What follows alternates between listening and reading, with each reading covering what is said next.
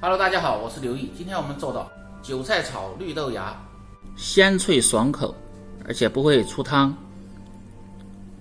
下饭下酒都很不错的家常菜。把买回来的绿豆芽先放在水中浸泡几分钟，韭菜清洗干净，切成寸段。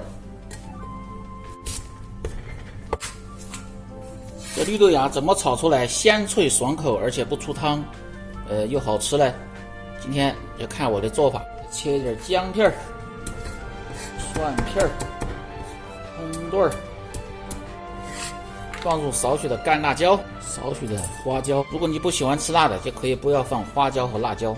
在炒绿豆芽之前，用水多清洗几遍。先下入葱油，然后再下入猪油，油热下入葱姜蒜、花椒辣椒炒香。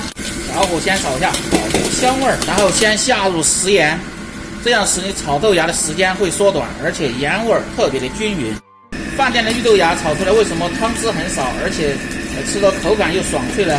就是这个火候很关键。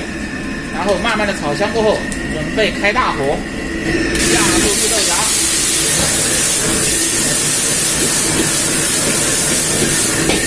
调味鸡精、味精和少许的白糖。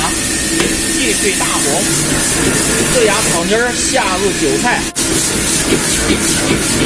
翻炒，放入适量的陈醋，开大火爆炒成功。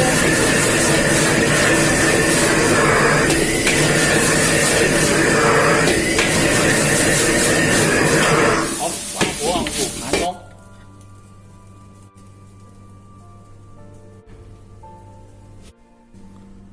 如果你每天不知道吃什么做什么的，就关注我，美食每天更新。